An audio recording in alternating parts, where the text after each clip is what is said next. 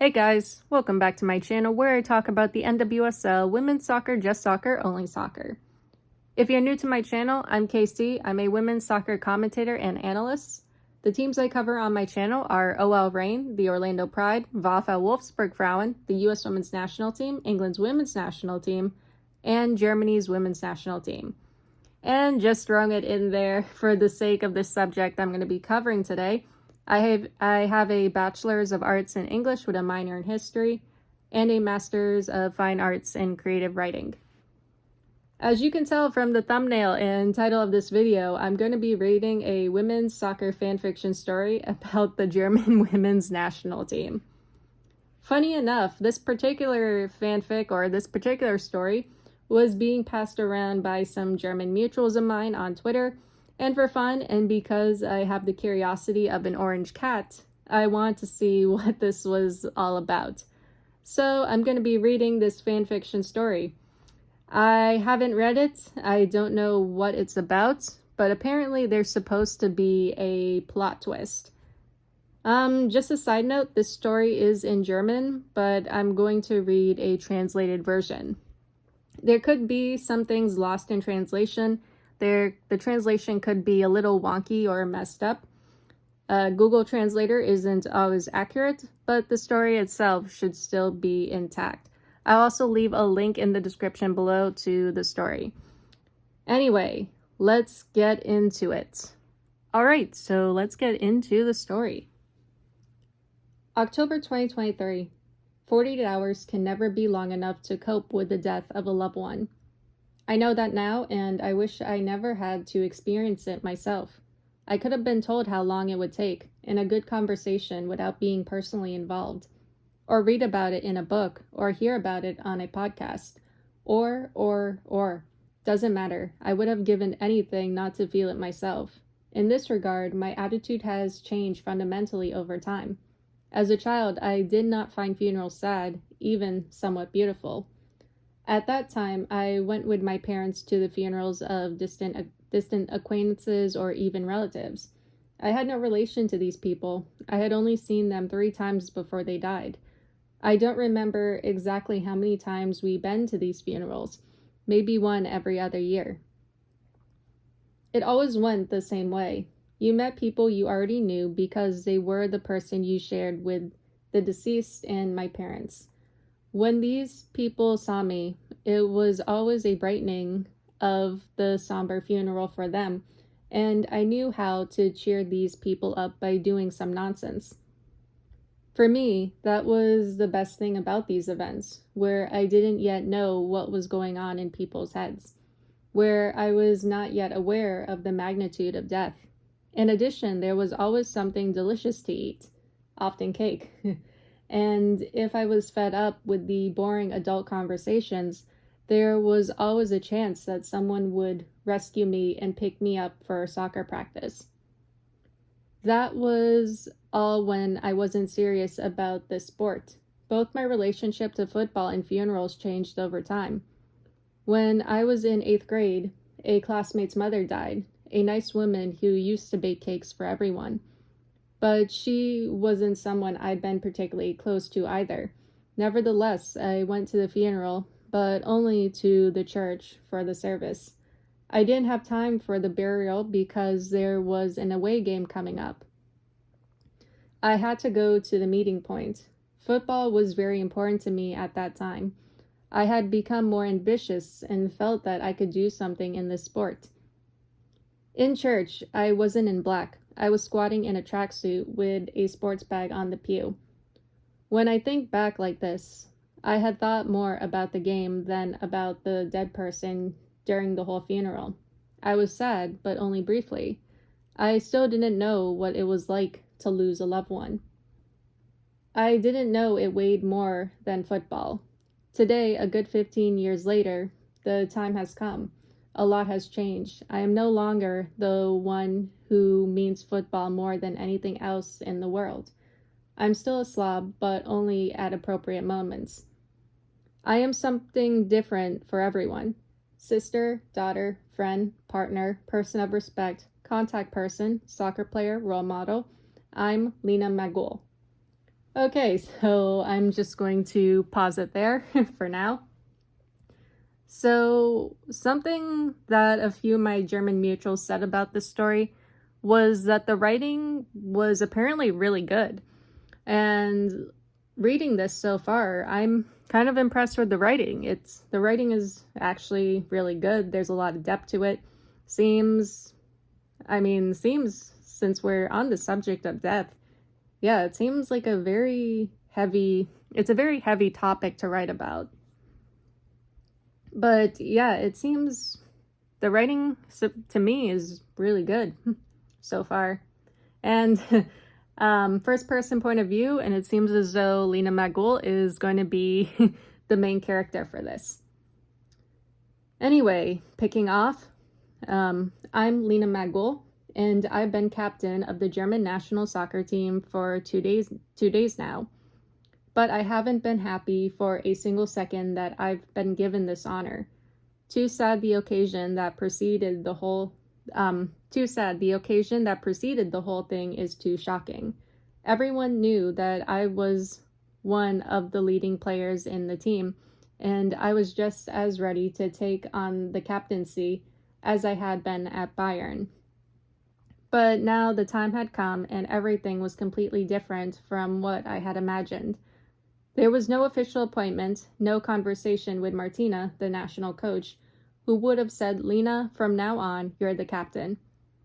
No, because 2 days ago, our actual captain, Svenja Huth, was found dead in the women's toilet of our training quarters.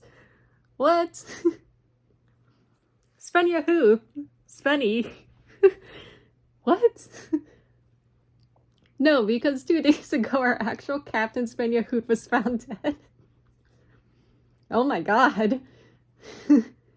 Wait. Svenja Huth is... Wouldn't it be Alex Pop? Like, wouldn't Alex Pop be the captain of... Alex Pop's the captain of the national team. What happened to her then? Was she killed too? Or was she found dead too? Yeah, that's a plot twist. Yeah, so I didn't read the preview of this story. I kind of want to go into this not knowing what to expect, and I wasn't expecting Svenja Huth to be found dead. Yeah, so we have Lena Magul, and who's now the captain, and Svenja Huth has apparently been found dead in the women's toilets. Or yeah, I don't know what to say about that.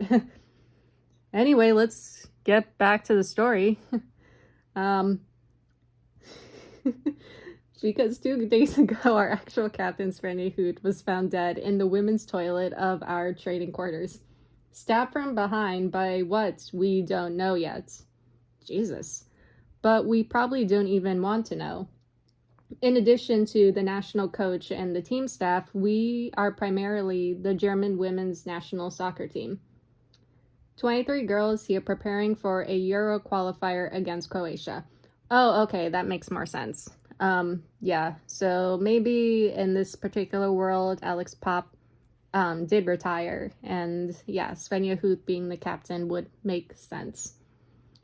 Alright, so it was the team's first gathering since the 2023 World Cup where we were able to win the silver medal. As a team, we had set the goal of winning the title, and it initially looked very good. One strong performance followed the next. The fans were thrilled, but then they had to go into extra time in the semifinals against England. We defeated the opponent, who had separated us from the European title the year before on penalties, but that cost us too many grains. In the final against the US, we lost 1-4 without a chance.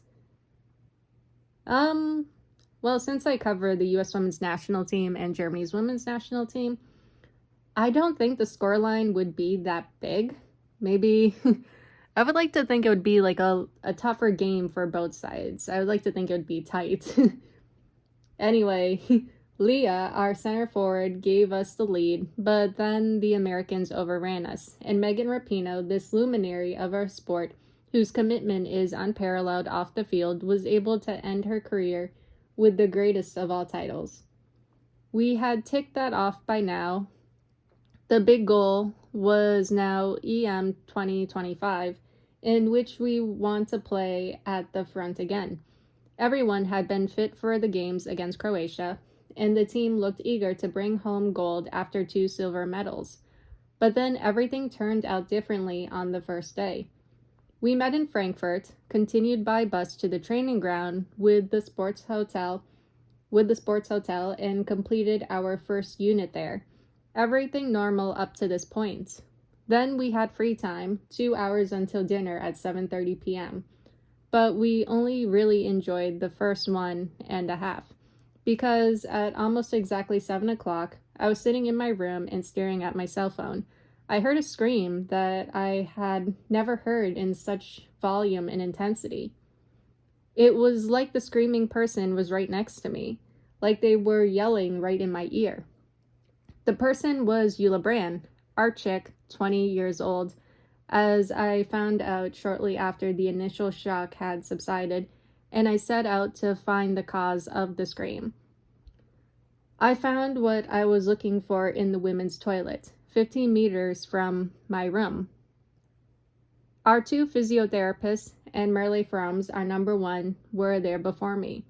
Their eyes were filled with tears, and I couldn't help but cry too.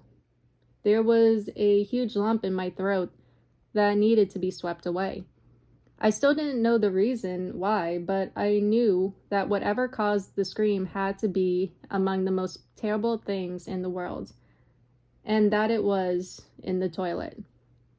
I didn't want to look into it, but I felt like I had to, that I would forever regret stepping away from it. So with trembling steps, I walked towards the door that separated the wash basins from the toilets, gently pushed Merle and the physios aside, and finally saw what I really didn't want to see, and then again I did. Svenja was lying on the floor in a pool of blood, a scene I had only seen in movies before and which had now crawled out of fiction and into reality. You didn't have to be a coroner to see that she was dead. Strangely enough, what I found even more frightening at that moment was Eula's pose, which was kneeling on the ground not half a meter from Svenja's corpse. You have to know that Eula is otherwise full of positive energy, often with a beaming smile on her face, and when you sit or stand next to her, you immediately notice her joy de vivre. But I had never seen her like this moment. Her face was pale, her breathing was loud and fast, and she couldn't take her eyes off Svenja. Even without medical expertise, it was clear that she had suffered a shock. Despite the terrible feeling of getting even closer to the corpse, I approached Eula and brushed her hair out of her snow-white face, in front of which she had clasped her hands in a praying position. But apparently, you shouldn't touch people who have suffered a shock like that. At least, she lost consciousness, fell over, and landed in the pool. And when I saw her lying there, when Eula, that sunshine, was also lifeless and covered in blood, it stopped in my body too. And despite the sadness and emotional turmoil inside me, I still managed to walk a few meters and put the gush that came out of my mouth into one of the ceramic bowls. I patiently let it all out and tried to understand the situation out there. Svenja was dead, a player from our German national team. It could just as easily have happened to anyone else, including me.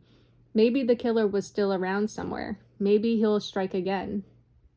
No, now everyone should be alarmed. No chance. After what felt like an eternity and a bunch of questions, "Lena, is everything okay?"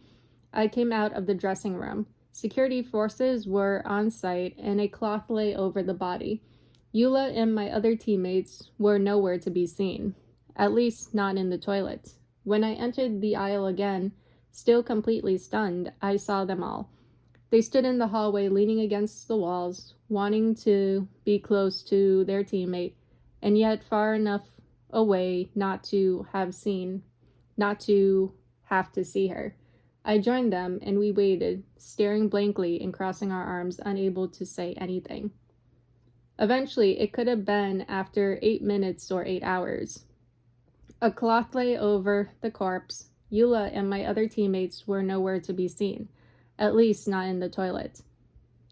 When I entered the aisle again, still completely stunned, I saw them all. They stood in the hallway, leaning against the walls, wanting to be close to their teammate, and yet far enough away not to have to see her. I think they repeated that line there. I joined them, and we waited, staring blankly, crossing our arms, unable. Yeah, I think that's weird. It kind of just repeated this paragraph. It kind of just repeated like a paragraph or a section. Yeah, I'm going to like move past it because it repeated that particular section like a few times. I'm gonna skip down here. Svenja's body was carried away on a stretcher. Even then, we stopped. We didn't know how to act in this unfamiliar and shocking situation. Another eternity later, we were sent to our rooms. We were told that and that we would have no training the next day, and I don't think any of us thought about football games anyway. We cried ourselves to sleep, at least my roommates Laura and Sydney did, and so did I, and we hardly got out of bed the next day. We found out via text messages that it was hardly any different for anyone else. Just don't think about Svenja. Distract yourself in any way, but just don't do too much with the others, because you'll be reminded again that you're part of a team here. And above all that another part of this team is now irreplaceably missing. At some point in the afternoon, life came back to our destroyed world. News broke that the suspects had been broken down to 6 players. The cameras at the entrances to the team hotel hadn't caught an intruder, and most of our crew had either been in the lounge together or with the physio. And the coaching staff, not that I suspected any of them, had been in a meeting. Only 6 players were alone at the moment, and they were to be found in the recreation room at 2 o'clock the next day. Interestingly, 2 of the 6 were Laura and I, which didn't exactly improve the climate in our room. At some point, Laura cheekily said, "Well then, we'll see tomorrow who's got the dirt on here," which brought tears to my eyes again. I like this team, every single player, and the team as a whole. I didn't want to know who was a mean killer here. I didn't want my worldview destroyed. And so I stood crying in the bathroom while Laura and Sid sat at the table and played Uno together. It was also the first time I fell asleep crying 2 days in a row, and maybe the series would continue. I couldn't predict my reaction when the truth about the killer was revealed. The next day, I was surprisingly fresh and defiant. I was willing to find out for myself who the killer was. I didn't want to leave it to the cops alone. I owed it to myself in my capacity as captain, but also for my own conscience. I was no longer afraid of the afternoon meeting.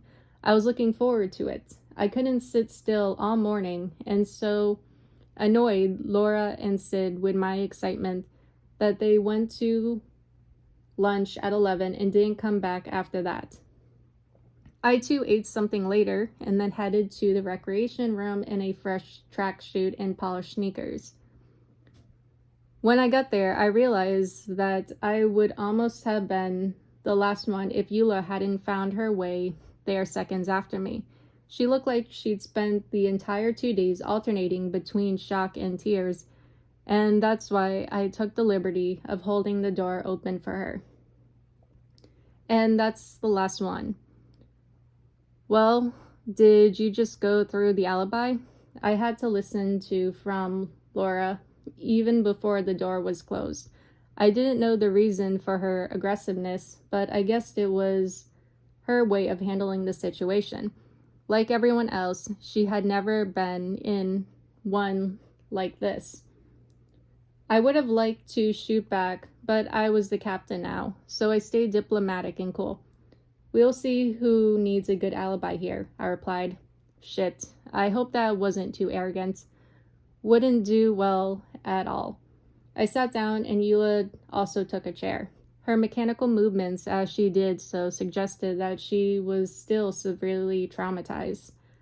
Now, even if the murderess was sitting in this room, it wasn't Eula. 4 left. A police officer opened the door to the lounge. He was young, maybe even younger than most of us, and he seemed nervous. The chief inspector is late, he explained to us in a stuttering voice. It will take a while. He's stuck in traffic. We nodded understandingly. What else should you do in a situation like this?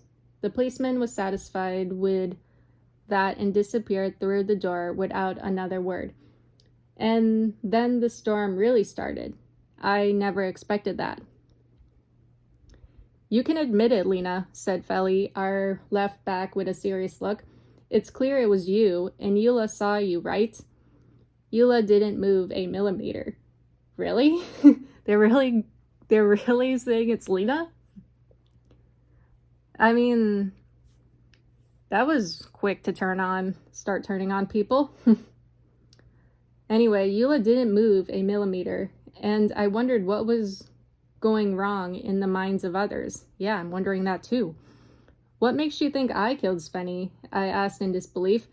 It was so absurd that I had to be careful not to laugh out loud at the same time.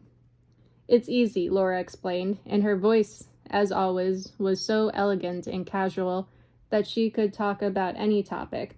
It would always sound the same. You want to be the new captain. Congratulations, you've done it now. I mean, that's not really the best reason to kill someone. Technically, in this story, Svenja is the captain and Lena Magul, I guess, is the captain. I don't think it's not a good reason to kill someone in this case. That she accused me like that hit me so damn hard.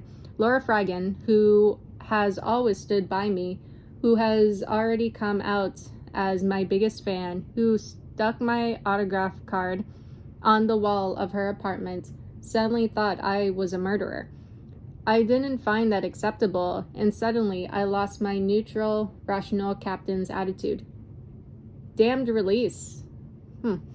Damned release. You're also the second captain in Frankfurt, and you've already worn the armband a few times, I shouted and banged my fist on the table. You know that's a nice feeling, but not something you would kill for. Exactly. I wouldn't kill for it, Laura replied nonchalantly. But I'm not like that either.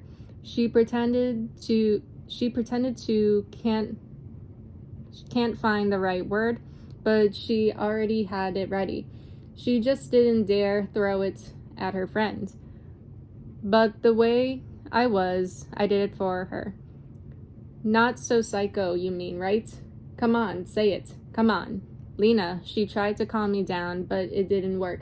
Come on, say it. Say, I'm not a psycho like you. I couldn't be stopped. At least I thought so. Guys, someone shouted from the background. It was Leah. She, the goal scorer, was also suspect, as was Sarah Dawson, who played alongside me in the midfield. So let's see. So the so-called killers. So the suspects, we have Lena Magul, Laura Fragan, Leah Schuler, and Sarah Dawson. And then also Eula Brand, I think. Well, she said that Eula wouldn't do it because she's too traumatized. So we got 5 apparent killers. It's definitely an interesting story because it seems like it's like a whodunit type of story. Oh, it kind of makes me think of Clue. You guys know the game Clue? It's like, so-and-so killed this person in this room with this object. It's giving me that vibe. Anyway, okay, so it was Leah. She, the goal scorer, was also suspect, as was Sarah, who played alongside me in the midfield. Shall we all calm down and think now? One of us in this room is a murderess, and I believe that any path that makes you bang your heads is the wrong one. Yes, maybe the way was wrong, but I felt like I needed it at least for a little while. Yeah, some things just got lost in translation there. And from Leah's words, it also seemed unlikely that she was the killer, because if her suspicion were justified, unrest between the others would come to her, because the focus would then no longer be on her. I would have the same motive as Lena. Sarah now spoke up. Really? I would have the same motive as Lena. Sarah now spoke up. Martina has not yet decided who will be the new captain, and I'm one of the more experienced players, so I'd probably be a candidate as well. Thank you, girls. This is support, but still no criterion for innocence for Sarah, because it could also be a distraction. I had to keep paying attention, somehow keep an eye on everyone. Oh yeah, and then Feli was also a suspect, I forgot. Feli, for example, she ran one hand over the fingernails of the other to cover bloodstains. Leia fumbled a hair from the sleeve of her tracksuit. Did it belong to her, or is it one of Svenja's? Both were blonde, impossible to find out without careful analysis. Now tell me, Eula, what did you see? Laura asked, and again, I couldn't tell if she was being reproachful or just curious. I was such good friends with her, and yet there were still things she was able to hide from me. Svenny was the only thing that Eula brought out. Her gaze was still fixed, and the words coming out of her mouth sounded like she was dead drunk. Is she dead? Of course, that wasn't the answer we were hoping for. And I wondered if Eula would ever be her old self again. Yes, Sarah answered in her gentle voice with a Bavarian accent. Svenny is dead. Eula hardly reacted, only her head tilted slightly forward so that she no longer looked into the room but at the floor. There was a strange stillness in the room. We weren't all on the same level. Feli had kind of got it in her head that it was me, and she wouldn't deviate from that. Similar to Laura, but she wasn't quite as stuck on it, just cynical. She kind of wanted me to prove who the killer was. She didn't care if it was me. Feli would be disappointed if not. But why exclude both as perpetrators? No, I'm an attacking midfielder. It was about time that I went on the offensive when it came to brokering. Tell me, Feli, why should it have been me rather than you? Maybe you're the murderer and just want to distract from yourself. Feli shook her head. I wasn't right next to the crime scene. That was Eula and you. She seemed confident, not at all scared, as if she didn't even realize that she was sitting in the room with a murderess. I took them once. Why should it have been me rather than you? Maybe you're the murderer and just want to distract from yourself. Feli shook her head. Yeah, there's just another area that just is repeating there. Yeah, it's just like that same line that I read earlier, it just repeated again. It must be something up with the translation or when I translated it over. Okay, so this part seems different. I took them once, scrutinized a little more closely than the others, mainly because I thought of something else. You were in the room with Svenny, Eula too.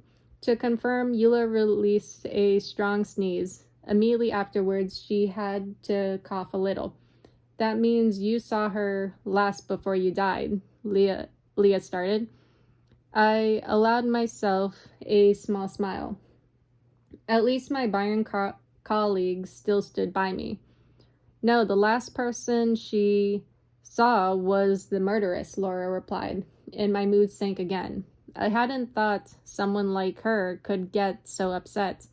But as I said, we all dealt with death differently.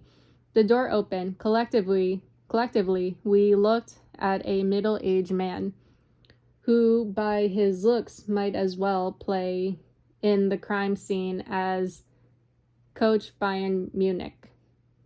Chief Inspector Rummeline, he introduced himself. We have now completed the gathering of evidence. Unfortunately, they aren't clear enough for us to present a result to them. We all nodded, except for Eula, who remained rigid except for another cough. So I had to find out for myself. Cop or not, I still knew my girls best. However, we know that the killer must be in the room. We'll question you individually. We'll start in 15 minutes. Since we obviously still have to take Miss Brand into account, she will be the last. She's also the youngest, which means we go by age, explains the commissioner. That means I was the first. Understood. And I already knew exactly what I was going to say.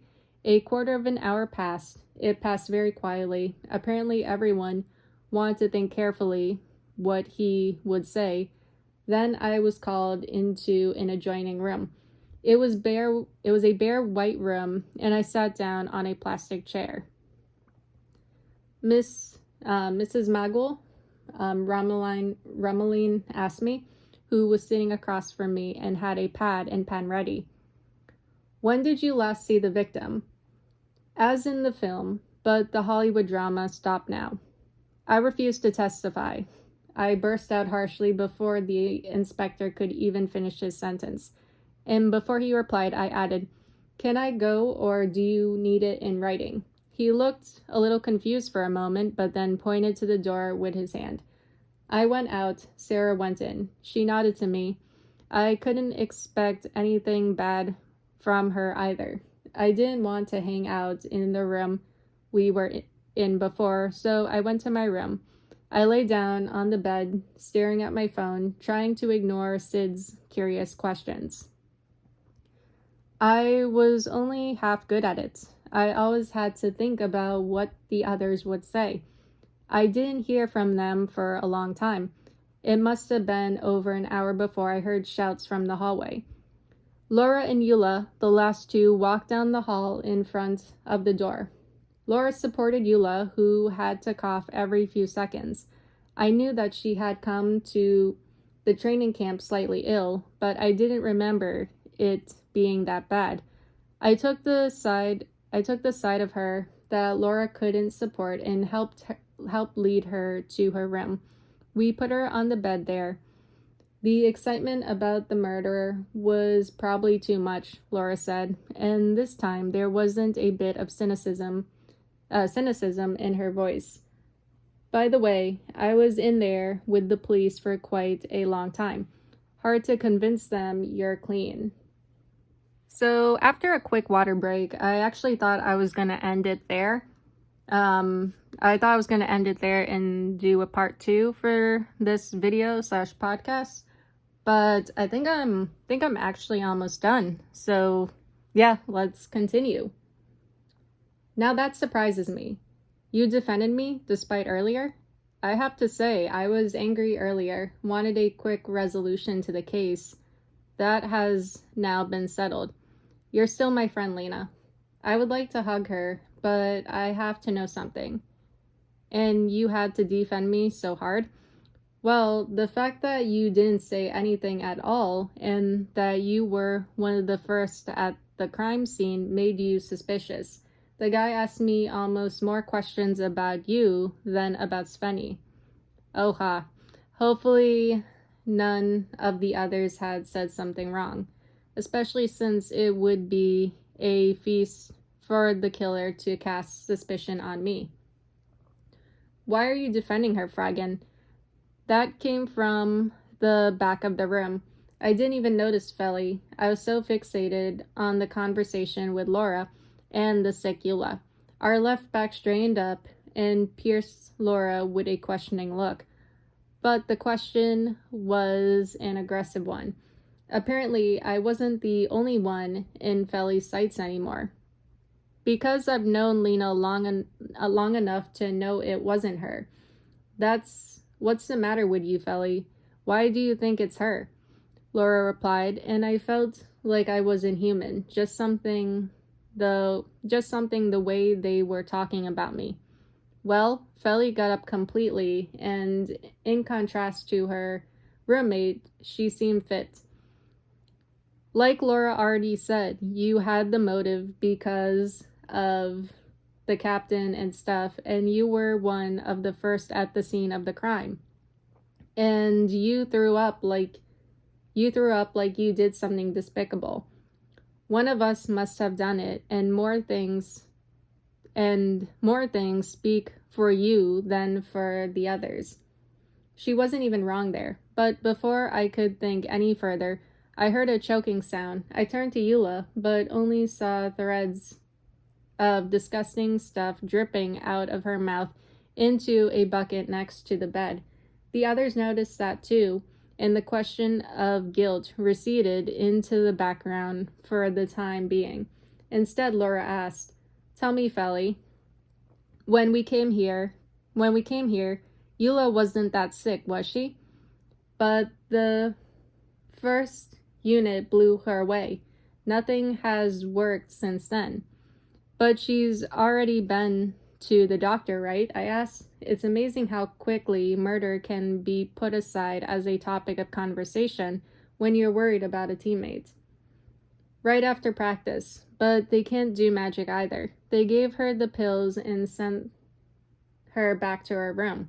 Feli pointed to a bottle on the bedside table, and I wanted to look at it, but Laura was quicker. She grabbed the vial and read out a name that sounded vaguely Latin but meant nothing to me. "This stuff is really heavy," she explained. "I don't want to fulfill all the Frankfurt cliches, but I've heard about it before. It's almost like LSD. You get violent hallucinations from it." Oh, I think I know where this is going. Click, click, click. Here sat a left back from Wolfsburg, a striker from Frankfurt, and a playmaker from Munich. And everyone had just realized something terrible. Eula had been the first with Svenny. Eula had taken the medication. Because of the hallucinations, Eula was no longer receptive to reality. Eula was brought back to reality after the terrible act, and her illness was stronger again. Eula had committed the murder. Oh my god. I mean, my German mutuals, they did say that there was a twist ending. Jeez. Anyway, let's read on. Without being able to do anything about it, me, Laura, and Feli looked at each other in horror. Eula sat on the bed. She had understood nothing, none of this. And she was the chick. She would maybe play football for another 10 years if anyone would want to play with her at all. She was perhaps the most talented soccer player in Germany. If she were allowed to play soccer anytime soon. But was that an argument to cover up a murder? What do we do now? Feli asked. Lena has to decide that. She's the captain, determined Laura. I nodded. Got me a nod from Feli. Thought for a few seconds, then stand up. Opened the door, stepped into the aisle. Follow him to the interrogation room. Knocked. I was invited in. Inspector Rumeline, I began in a halting voice. And it ends there. Yeah, I don't know what to make of that. That's a very interesting twist ending. I mean, yeah, I don't know how to respond to that. I don't know how it is in Germany or in Europe, but I feel like if this happened in the US, that it was the medication that made someone kill someone and they didn't know, I think there would be like a case for the defendant. But yeah, I don't know the legality of it. Like if quote Eula was given a really strong medication and she didn't know what she was doing. Yeah, I think maybe in the courts, at least in the US, there could be like an argument made in her defense. But yeah, well, that's the story. Definitely a very interesting fan fiction. Besides the translation errors, like having it translated over to English, there were like a few areas that sounded a bit weird, but that was probably just, just the translation having it being translated over to English. Besides that, the story seemed pretty good. I would even say, like, I guess maybe like try to make it longer. Like maybe this would be like a type of story, like if it wasn't a fan fiction and you wrote it with real characters, this would make for an interesting murder mystery type story. If this wasn't a fan fiction, if this was written with real characters and was a little bit longer, it could make for a very interesting murder mystery type story. Anyway, that is all I have for you guys today or tonight, and I'll see you all in the next one. Later.